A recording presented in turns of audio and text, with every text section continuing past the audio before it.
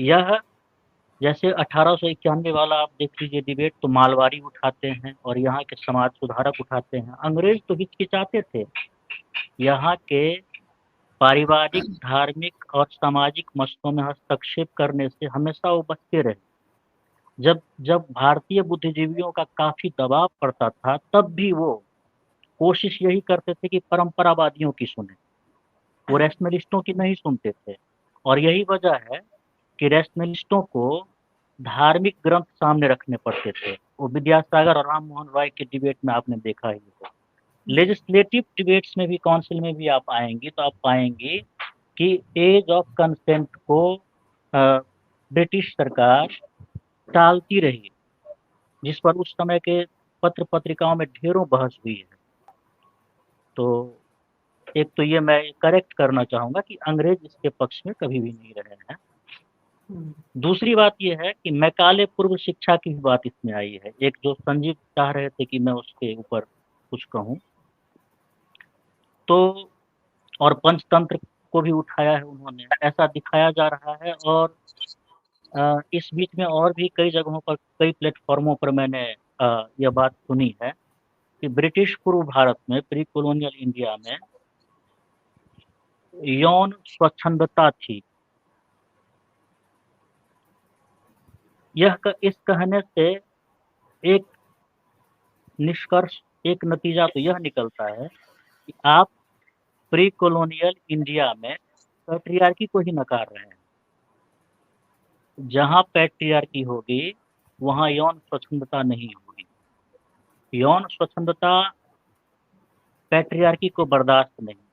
और हम सब जानते हैं, अगर आप उमा चक्रवर्ती और कुमकुम रॉय और रमीला थापर के किताबों से गुजरे, जिन्होंने कामसूत्र पर भी काम किया है, कि कास्ट आधारित व्यवस्था में, कास्ट आधारित सोसाइटी में हायर कास्ट से लोअर कास्ट की तरफ सेक्सुअलिटी का कंट्रोल कठोरतम से ढीला होता जाता है। तो हायर कास्ट के रील में तो कहीं स्त्रियों के मामले में कम से कम यौन स्वतंत्रता हरगिज नहीं थी। बाल विवाह था, विधवाओं को बहुत ही अनुशासित जीवन जीना पड़ता था।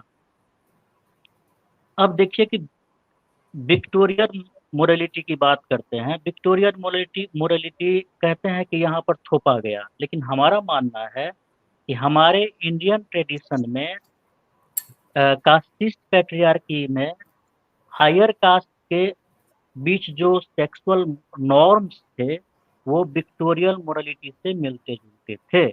इसलिए वहाँ का मिडिल क्लास और यहाँ का हायर कास्ट, इन दोनों को वो मोर्स, वो नॉर्म अपनाने में या लागू करने में कोई हिचक नहीं हुई। तो हमें यह ध्यान में रखना चाहिए कि प्री कॉलोनियल इंडिया में ऐसा कुछ भी नहीं था। तो मतलब है, देखिए विजय जी, मतलब ये है कि पूरी तरह से ये बात जो है, जो फिल्म में बार बार कही गई कि मैकाले, और आजकल मतलब सिर्फ ये फिल्म ही नहीं, ये पिछले कुछ सालों में इसको बार बार ये मतलब एक नैरेटिव के तौर पे स्थापित करने की भी कोशिश की जा रही है कि जो मैकाले की पद्धति थी है, और वो कांग्रेस के ही एक उसके रूप में भी करके इसको अपना लिया गया, और गुरुकुल और वो वाला जो ट्रेडिशन है उसको नहीं अपनाया गया। एक इस तरह से भी इसको रखने की कोशिश सोशल मीडिया पे कई सारे जो आरएसएस और इनसे रिलेटेड जो लोग बुद्धिजीवी हैं, उनके वीडियोस और वो सब अभी से नहीं, अभी 2-4 साल 5 साल पहले से ही आ रहे हैं इस तरह के।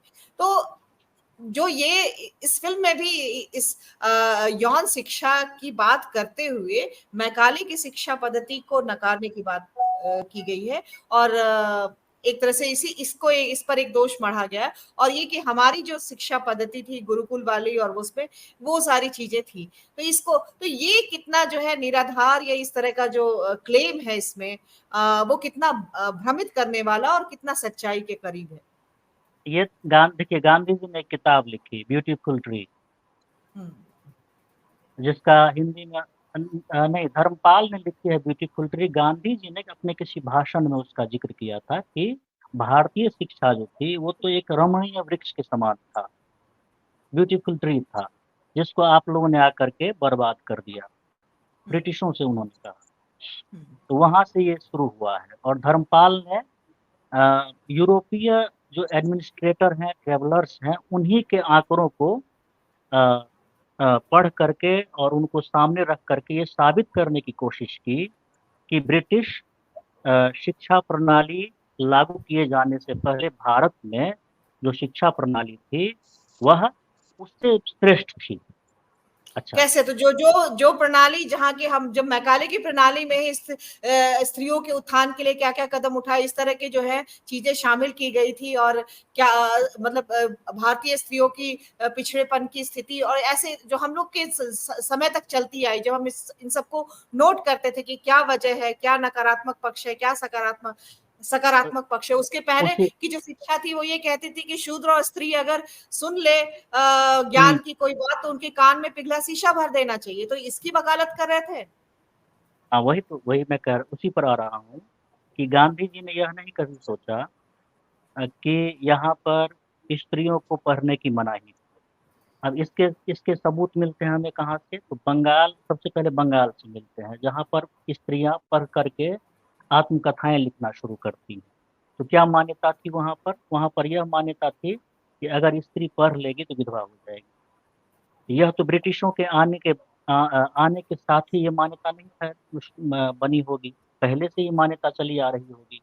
साथ में यह भी था कि अगर लड़की स्त्री पढ़ लिख लेगी तो प्रेम पत्र लिखेगी और एडल्ट्री शुरू कर सकती है।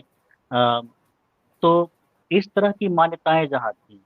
दूसरी बात हमें यह ध्यान में रखना चाहिए कि मैकाले या ब्रिटिश जब यहाँ आते हैं तो वो एक इंडस्ट्रियल कैपिटलिस्ट सिस्टम से आ रहे हैं, ध्यान दीजिएगा इसको, जिसको हम लोग जो है नज़रअंदाज करते हैं। इंग्लैंड में औद्योगिक पूंजीवाद विकसित हो रहा था, प्रिंट संस्कृति विकसित हो चुकी थी। यानी प्रिंट संस्कृति का मतलब सस्ते कागज पर ढेरों की संख्या में किताबें छापने की सहूलियत।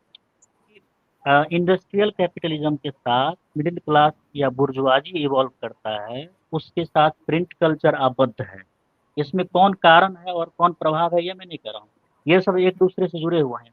और इसी से जुड़ी हुई है स्त्री की शिक्षा।